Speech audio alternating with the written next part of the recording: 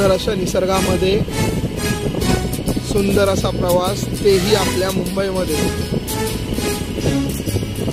खूप छान असा अनुभव आहे.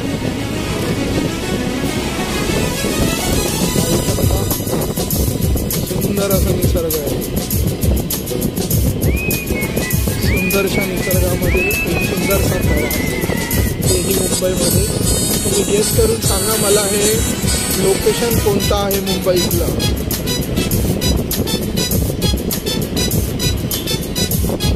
कमेंट्समध्ये तुम्ही मला हे सांगा लोकेशन कोणतं आहे. गाईज, सुंदरसा हा प्रवास.